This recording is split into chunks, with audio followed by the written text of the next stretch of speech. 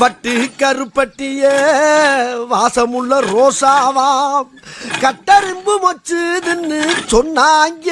Suppose நீ media field வரலைன்னா வேற எந்த ஃபீல்ட்ல அலப்பற பண்ணிட்டு இருந்திருப்ப? நான் ஒரு ஆஸ்ட்ரோனட் ஆயிருப்பேன். ஜாலியா வானத்துல பறந்துட்டு இருந்திருப்பேன்.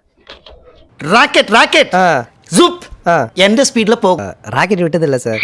ஆனா இது சங்கு சகரம் புஷ்பாலெல்லாம் எல்லாம் கொல் தெரியுறேன் சார். ஏரோஸ்டர் ஆகணும். ஃளைட்ல தண்ணி சாப்பாடு குடுக்குற பொம்பளைடா. அப்படின்னா ஆயாவா? இல்ல லாயர் ஆகணும். ஈபிகோ 300 இல்லன்னா ஃபேஷன் டிசைனர். இது மூணுத்துல எதனா ஒண்ணு ஆகிருப்பேன்.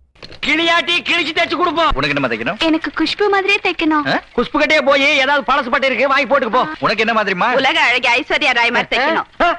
நான் இந்த ஃபீல்டு இல்லைன்னா இப்போ ஒன்று ஆக்டராக போயிருப்பேன். அதுவும் இல்லைன்னா வந்து இந்தியன் ஆர்மியில் ஒரு ஆஃபீஸராக இருந்திருப்பேன். எவனோ முகத்தை மூடாது. இதான் என் முகம். இந்தியன் ஆர்மியோட முகம் அங்க இருக்க உனக்கு காட்டு. ரோல்ஸ் ராய்ஸ் கார் ஷோரூம் வச்சு அங்கால போயிருப்பேன்.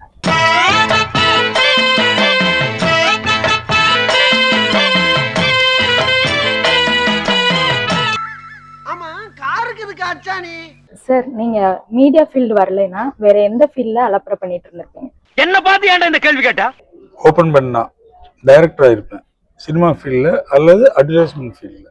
டைரக்ட் டக்கரு சினிமா படம் எடுக்கிறேன்னு சொல்லிட்டு ஏவிஎம் உரண்டையே பார்த்தது இல்ல. சினிமா மட்டும் எனக்கு தெரியும் நினைக்காதீங்க. இதை விட எக்கச்சக்கமான விஷயமெல்லாம் எனக்கு தெரியும். சுருக்கமா சொல்ல போனா நான் ஒரு அறிவியல் புஸ்தகம் மாதிரி. சார் டைரக்டர் இருப்பேன். நான் ஆக்டர் இருப்பேன். ஸ்ட்ரைட்டா? ஆமா சார். ஏன் இந்த அண்ணன் தம்பி ஃப்ரெண்டு அமெரிக்க மாப்பிள்ளைகள் இந்த கட்டெல்லாம் பண்ண மாட்டேங்க? நடிச்சா ஹீரோ சார். இங்க இல்லைன்னா ஒரு நல்ல கிரிக்கெட்டரா இருக்கலாம். ஜாலியா ஊர் சுத்திக்கிட்டு நல்ல மேட்ச் ஆடிக்கிட்டு சூப்பரா ஆடலாம். அம்மா தாயே அங்காள இன்சரி உன்னை நம்பித்தாமா. சார் தூங்கிட்டா சார். நான் மீடியா ஃபீல்ட் போலேன்னா நான் வந்து பேங்கிங் ஃபீல்ட் போயிருப்பேன். ஒரு பேங்க் ஒன்று கட்டி விடுங்க, நடத்துறோம்.